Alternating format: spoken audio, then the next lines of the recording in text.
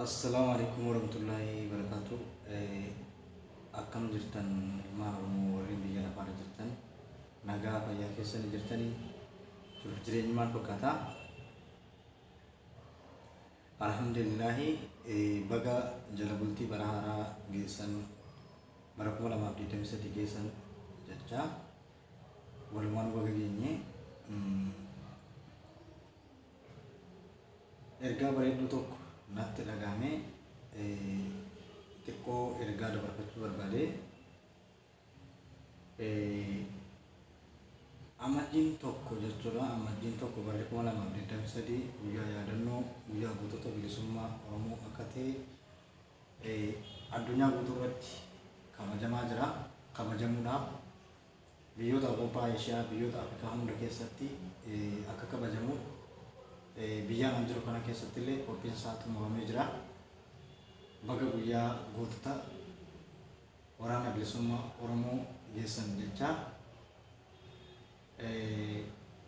Waraanni bilisummaa Oromoo kaayyoon isaa kaayyoo tokko qaba. Hanga bara 1980 irraa kaasee hanga bara 1993tti kaayyoo tokko qaba. Kaayyoon inni qabus amantiidhaan gargar akka qoodamu namni kamuu Oromummaa isaatiin akka qabsaa'u jechuudha. Amantii barbaade hordofee jechuudha. Kun nu yaadachiisu Shenillee irratti Somaalee jechuudha. Ajajoonni waraana bilisummaa Oromoo inni kiristaanaas musliimaas wajjin jira. Gaafa san keessatti musliimni gamana goraa, kiristaanni gamana goraa jennaan nu qabsoo kaayyoo waraana bilisummaa Oromoo, kaayyoo Oromoo bilisa baasuuf qabsoonnee akeeka kana fudhannee bobbaane malee nu amantiidhaan gargar hin baanu jedhanii kiristaaniinis musliimiinis boolla tokkotti awwaalaman jechuudha.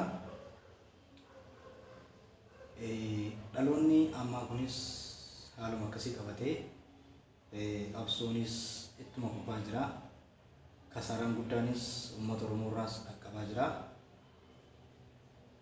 Kan wal lolaa jirus obboluma lamaanii. Wanti kun gara nagaatiin akka hiikamu du'aa itti jabaachuu qabnaan isiniin jaa. Akkam jirtan garuu nagaa fayyaa keessan jirtan jiru jireenyi maal fakkaata?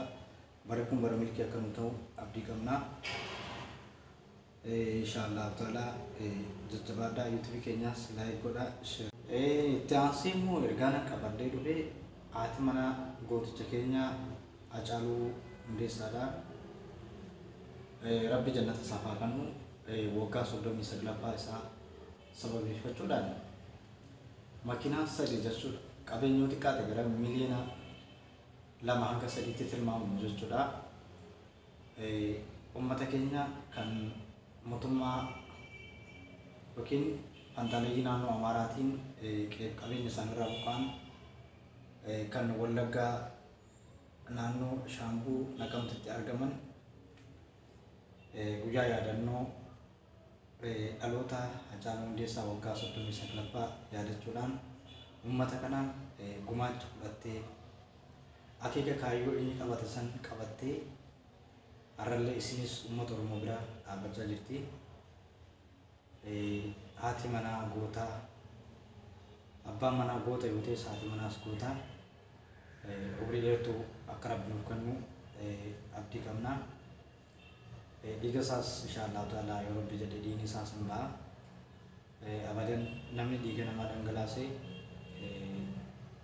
kan isaas nama dhangala'a.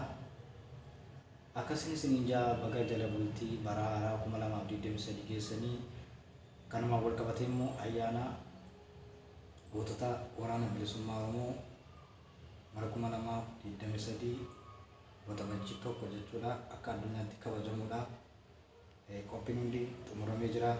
Ayyaana kanarratti akka argamtan kabajaan isin gaafanna. Ayyaanni kun biyyoota ollaa, biyyoota addunyaa hundarratti akka kabajamu hayyoonni Oromoos barreessaa jiru. Gara Tuutariitiin, gara Feesbuukaa isaaniitiin irraa hubachuun ni danda'ama.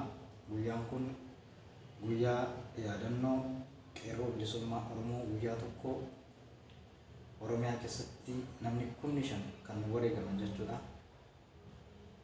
Irreecha bara 2016 keessatti guyyaa tokkotti namni 11,000 kan wareegaman kanaas yaadachuu qabna. Ilmaan Oromoodhaa biyyi keenya ammallee rakkoo hamaa keessa akka jirtu arguu dandeessanii biyya keenya kanallee biyya nagaa baraaraa kana keessa biyya nagaa qabdu akka Rabbi nu godhu.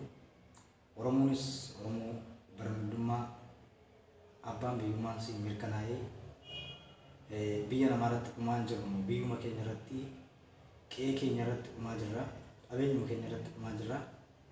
Du'a kanaas akka Rabbi nurraa naaf abdii qabna. Jajjabaadhaa sagalee waliif ta'a. Inshaallah ta'ala yoo Rabbiin jedhee hin bilisoomnaan isiniin jedha. Barri kun bara milkii akka nuuf ta'u abdii qabna.